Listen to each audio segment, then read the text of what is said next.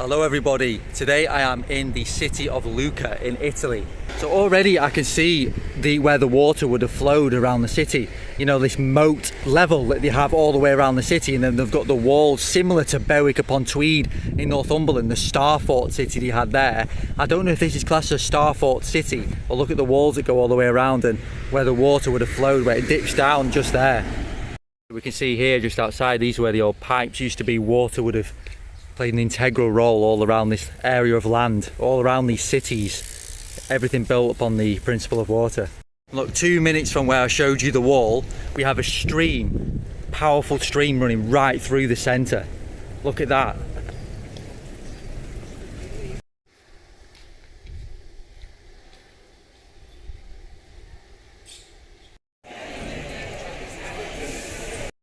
Already we have a spring. If it is still spring water, it will be interesting to know if it is, but I think this will come on because it's damp. Yes, it does, so you can turn the tap on, it comes out. So I'm going to try this water and let you know how it tastes. So the water doesn't taste very mineralised, but it's not to say it's not spring water, but it was not my favourite water I've ever tasted, and always kind of makes me think that when you actually have to turn it on and off, if it is a complete running spring or if it's just mains water, that you have to just keep turning it off and on, that they've actually repiped into the old springs.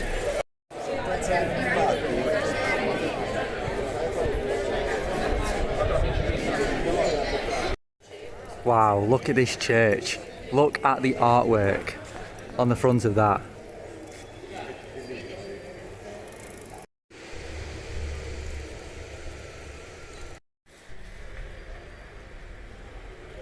When I'm wandering around cities like this, ancient cities, but they still have all of the shops and the cafes and the restaurants, as good as it is and as Italian as it feels, it does make me wonder originally what these cities were used for in the original form.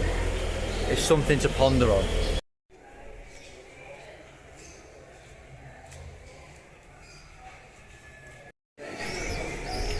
So people are filling up from the drinking fountains at the centre of this square. It's making me wonder, is it spring water or are they just filling up from the town's main supply?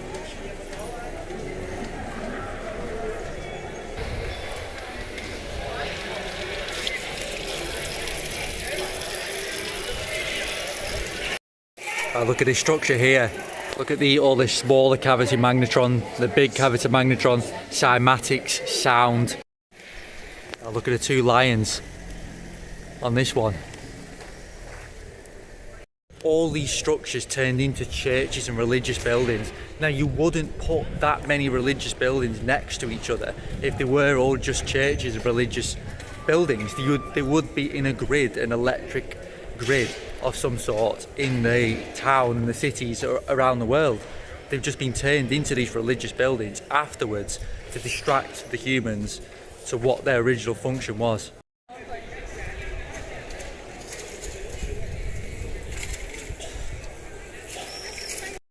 Yeah, this building just looks negative, like he's suppressing the serpent energies at the top, and this statue here, he stood on the serpent, so he stood on the ley lines. He's taken over the serpent energy of the earth, the ley lines, the true energies. They've got ugly, distorted faces all along this structure. Probably the controllers work these type of structures. I am in Florence, and straight away, this absolutely mind-blowing structure behind me. You see on this building, the cavity magnetron missing from the centre. Absolutely incredible structure though. Statue symbols everywhere. Look at this giant statue here. He's actually got a griffin, I think, next to him. Or is it an eagle maybe? I'm not sure. I think it's just an eagle. And the lions below him.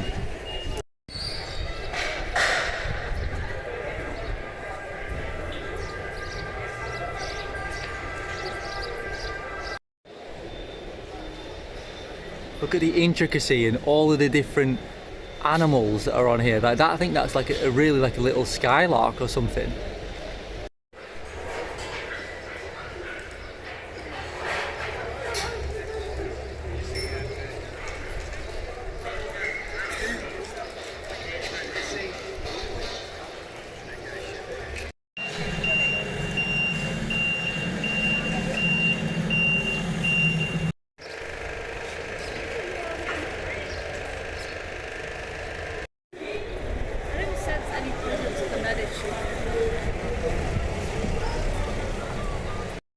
See, we've got here the slaying again of the dragon lines, the ley lines, suppressing the earth energies.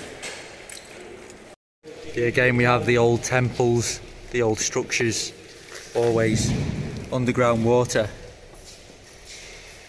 We see this a lot, and for me the symbology is so clear when we see these beings, gods, humans slaying these earth energies, these dragons. The dragon represents the dragon lines, such as in Chinese, the dragon lines are the earth energies, the leys, and by killing it, it's the symbol of the takeover when they suppress these ley lines. And cities were the focal points where these ley lines were harnessed for energy, because originally these ley lines were left to roam freely. These are the earth energies, natural organic earth energies that flowed with the springs, but then over time these civilizations, controllers, out of balance humans, whatever you want to call them, it doesn't matter, these then dictated what to do with these earth energies. They slayed them, they suppressed them, they used them for free energy, some abundance of free energy, too much energy, power, control. This is what the fall of Atlantis was all about. This was the original earth that got taken over with greed and power. This is what it means, this is what the slaying means. Wow, absolutely lost for words looking at the Duomo. Absolutely mind-blowing building. There's people right at the top as well. Got the gold conductor orb on the top. All of these energy harnessing structures were all dome shapes. The cavity magnetrons have been removed from each of the circles around the structure. Then you've got the water tower next to it. Got all the superfluous cavity magnetrons all dotted around, and you've got the colonnades that lead up to the magnetrons. There'll be lots of metals used in this structure to harness the energy.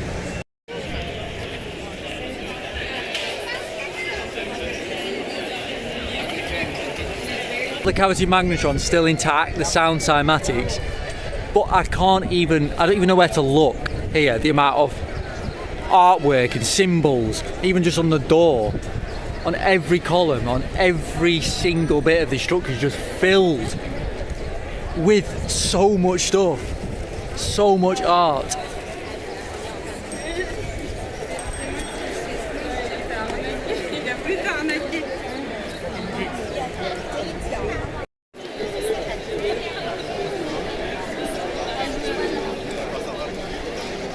And to me, this building looks like it's telling a story throughout all different ages, into the future, the past.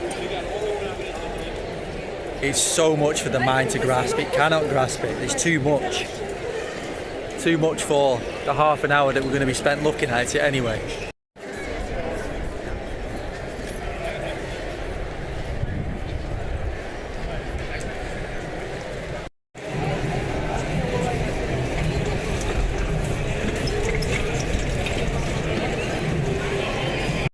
Underneath this new cladding will be the old structures. Underneath most of Italy and the world, when they clad over these structures, underneath is much older structures. So there'll be no difference between that one and that one underneath.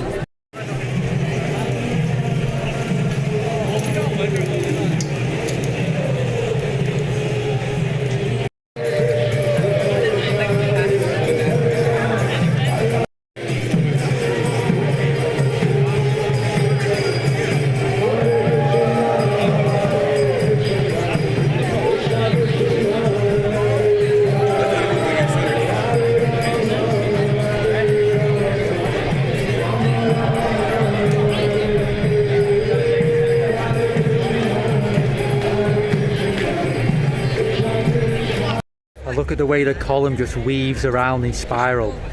All energy harnessing, spiral of life, goes up to the small cavity magnetron. Sacred geometry cymatics everywhere.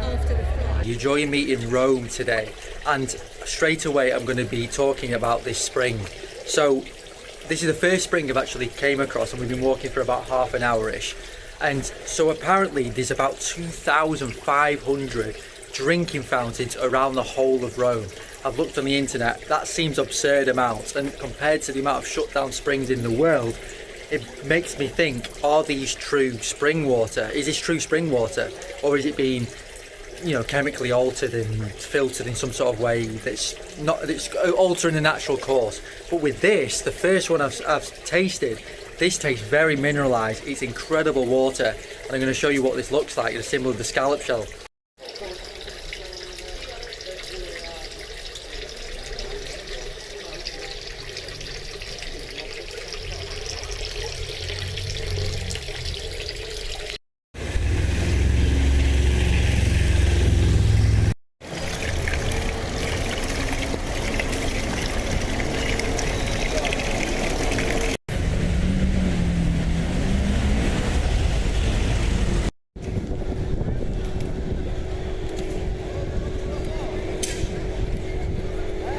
Yeah, at the moment my channel, is focused so much on nature, on springs, on roaming this earth, this incredible earth that we're in, and I've not done too much on cities and buildings because I've gone off them. I've gone off looking around buildings, to be honest, because even here I don't feel anything about the place. It doesn't feel like there's any soul. Maybe other people feel that there is, but for me, I can't really feel too much at the moment here.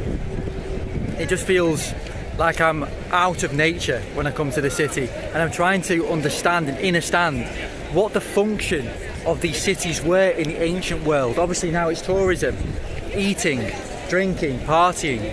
What was it originally? Was it something similar, consuming, or did they have more of a balance? I don't know. It's something to think about for everybody. Tuesday afternoon here in Rome, the Vatican. Look at it. Imagine how much money. Where is this money going? It's going to the control and power that's been feeding the current system for thousands of years. I'll just film it for you instead of going in.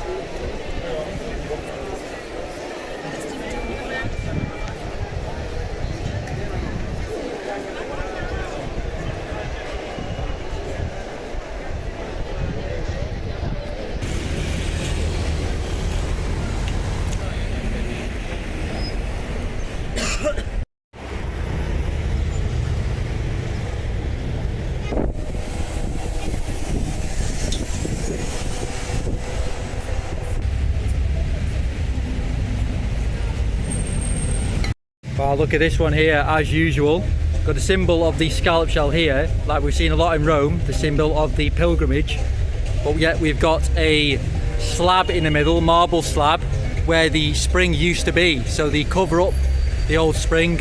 We've got evidence of the old spout in the scallop shell. Oh look, it's turned into a bin. What do you know? Look at that.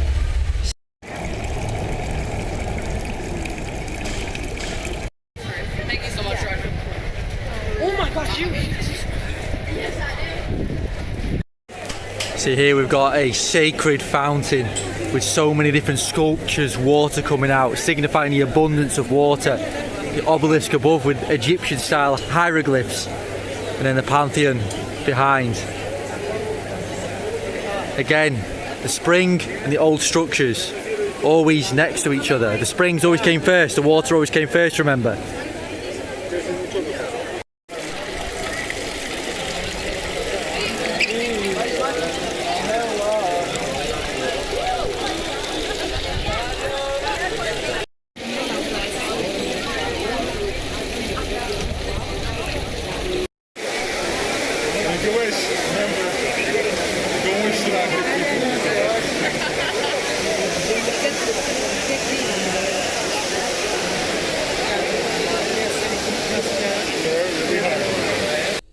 On my travels so far, I have 100% accurately seen that all of the cities are built where there is so many natural springs.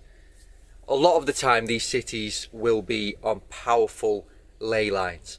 So I am starting to think that because we see that the cities are very disconnected from the natural world. Cities are very unnatural, illusionary really now. Not illusionary in the sense that they're not real, but illusionary in the sense that what they are now is very materialistic. So we've got obscene amounts of consuming, shops, clothes, food, drinking, tourism, money, all of this is congregated in the city. Okay, so at the moment, the city's function is tourism, is consuming. Not to say that drinking and eating and gathering with friends is bad, but that is the only thing that is present in these cities, with so many people, masses and masses of people, giving so much money to these huge companies for disconnection. What are the people doing it for? Why are so many people obsessed with the city life, with the disconnected life? So this is what cities have turned into now. But my thoughts are, because now it's all about tourism. Why is it about tourism? It's because there's so many sights to see, especially in places like Rome and Florence. We see all of this incredible architecture. So why was this architecture built? Why is all of the buildings present? What were the function? They weren't religious buildings because they're everywhere. No, there's no chance that they were religious buildings. So they have to have had another function originally before they were maybe turned into these religious buildings. So we then goes back to some sort of perhaps electrical grid, so that the buildings were harnessing electrical energy for the city. But that in itself doesn't make full sense, because the building's function, the building would have been harnessing the energy, but what was the actual use of the buildings? What were the people doing in the cities? What was the way of life like in these massive, massive cities where, in my opinion, the buildings were harnessing, diverting, and messing around with the organic expression of the springs and ley lines. They were meddling with them, diverting them for different uses, maybe to even maybe negative purposes, maybe to really mess around with the true spiritual organic expression of the earth, the organic consciousness. Maybe it was something different. I'm questioning things, and this is why I was a bit on edge about doing this video, because I've got so many questions running around in my head when I go to these cities. When I come back to nature where I am now, I get so much more relaxed. I know the answers in nature, but in the city, the mind is like, what is it? My mind is so many questions. What is the function of the buildings? What was the way of life like in the past? Why do we need such huge cities with no nature around? What did the original cities look like? And why did the pilgrims go to places like Rome, walking all the way from places like Avebury in England? They walked all the way to Rome for a reason, and they wouldn't just have gone to see the buildings producing electrical energy. That would have likely have come after. What Rome was originally in the original world, or any other major focal point city, would have been completely different in my opinion. It wouldn't have looked like it would have done now. We look at the buildings now and we think they're ancient. I don't think they are. I think they could be, they're old, but in the original ancient Rome, I don't think there's hardly any of it left. I think they destroyed it. And this is the game really right now, is we're trying to understand what the function of these cities were and why the pilgrims went, because they understood the energy. Rome, places like Rome were holding a very special energy, and I have no idea what it looked like, but I do believe that the way it was all set up was originally perfectly aligned with nature. And then the ones that wanted to create this new world of disconnection, disconnected from soul and nature and self, wanted to create the city as a more of a consuming way of life, which is no different then when they had the electrical grid, the free energy grid, than it is now with the consuming. So remember that when you go to cities like this and see all the buildings, that doesn't mean that that's ancient Rome. That doesn't mean that that's true ancient Rome, or the ancient Vatican City, or the ancient Florence, or the ancient wherever country you are. Look beneath that. What is that? And I'll leave that question for you to ponder on. This may be deep, but it's the questions running around in my head. So I'll see you on the next video. It will definitely not be in a city. It will definitely be in a much more natural place. So I will see you on the next video, everybody. Thanks for watching. And also, My guide on sacred springs will be out soon. If you subscribe to email on my website, which is www.jamescancinelli.com, I'll leave a link below, or follow me on Instagram, Age of Albion, you'll be able to know a lot more about this guide and my future books coming out about the sacred springs. Thank you very much for watching.